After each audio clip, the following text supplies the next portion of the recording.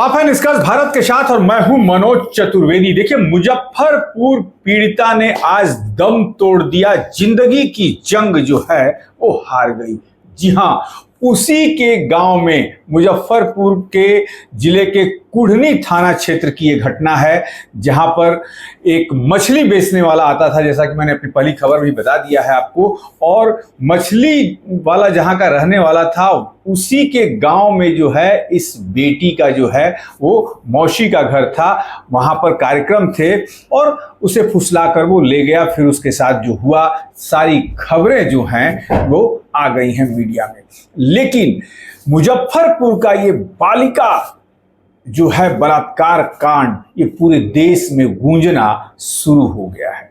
जी हां, कांग्रेस ने आज पीएमसीएच के सामने प्रदर्शन किया है और कांग्रेस के जो प्रदेश के अध्यक्ष हैं, उन्होंने सीधा नीतीश सरकार पर हमला भी बोला है। तस्वीरें सिर्फ हम आपको दिखा दे रहे हैं, लेकिन सबसे बड़ी बात यह है कि आखिर बिहार में ये जो रोज हत्याएं होनी शुरू हो गई हैं, रोज जो है बलात्कार हो रहे हैं, आखिर प्रशासन कर क्या रहा है?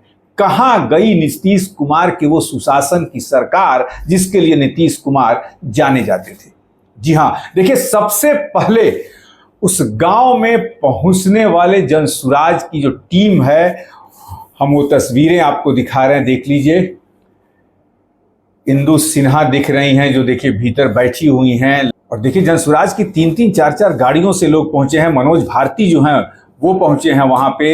आर.के. मिश्रा सबसे पहले जनसुराज के लोग वहां पर पहुंचे हैं। और फिर कांग्रेस के प्रदेश अध्यक्ष ने क्या कुछ कहा, ये भी थोड़ा सुनवा दें आपको। आप जैसा कि जानते हैं, बहुत से वहाँ मीडिया के लोग पहुँचे थे और आज हम लोग इतना आहत हैं इस बात से कि जिस तरह से इस बलात्कार हत्याकांड जो है, इसका दो पहलू है। एक पहलू तो ये है कि एक दलित के बेटी, गरीब परिवार के बेटी के साथ निर्मम तरीका से उसकी बलात्कार हुई। उसको 20 से 22 चाकू गोद करके सीने पर बोदा गया।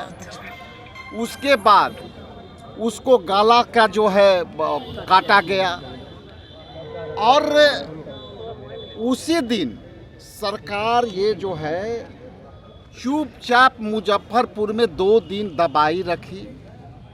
और 2 दिन प्रशासन इसलिए दबा के रखा कि पीएम साहब का प्रोग्राम था और पीएम साहब के प्रोग्राम में कोई विघ्न बाधा ना हो जाए, इसलिए 2 दिन तो वो विलम्ब हुई। तो जैसा कि मैंने कहा कि एक पहलू तो है बलात्कार का और दूसरी पहलू है हत्या का।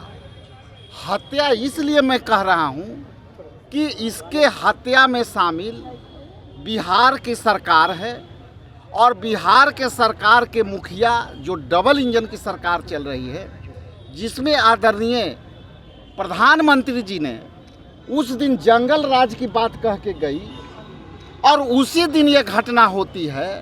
तो आपके चैनल के माध्यम से बिहार के जो ये निकम्मी सरकार बैठी हुई, जो दलित विरोधी है, जो है किसी भी तरह से महिलाओं को सम्मान देने में चूकी हुई है, तो ये जो है विशुद्ध रूप से दूसरा पहलू ये है कि सरकार ने उस दलित बच्ची को उचित चिकित्सा सुविधा देने में विफल रही और उसकी मृत्यु हो गई। और कल भी मैंने कहा था कि आप जल्दी करो, ये भगवान और ईश्वर के भरोसे अब तक जीवित है, आप यहाँ कुछ नहीं कर रहे हो।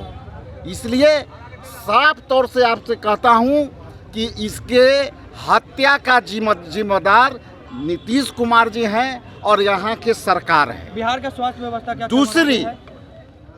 तीसरी जो अहम बात है कि जिस तरह से लगातार घटनाएं घटी है और दबा हुआ घटना है, जिसमें भोजपुर में हुआ, बक्सर में हुआ, गोपालगंज में हुआ, पटना के एक होटल में हुआ और कहीं इसकी बात को उजागर नहीं हो रहा है, तो मैं स्पष्ट कह दूं कि ये अब इस तरह से नहीं चलेगी और यदि इस तरह से दलितों पर अत्याचार हुआ तो हम लोग सरकार को ईंट से ईंट बजा देंगे।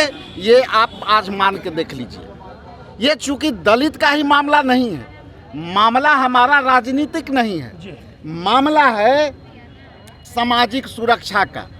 मामला है कि देश में आपका अराजकता की सरकार है।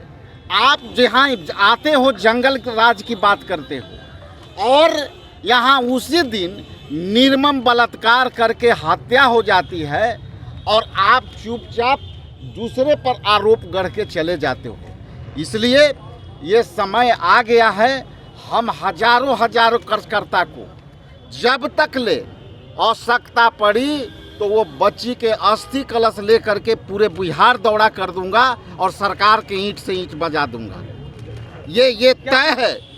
और आने वाला समय में मैं अभी देखता हूँ कि सरकार इस पर क्या संज्ञान लेती है। सरकार को तत्काल उस परिवार को गोद लेना चाहिए। सरकार को तत्काल उस परिवार को आर्थिक सहायता देना चाहिए।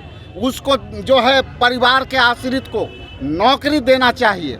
और यदि ऐसा नहीं करेगी तो हम लगातार इसको आंदोलन को लेकर के हम चलते रहेंगे, बढ़ते रहेंगे।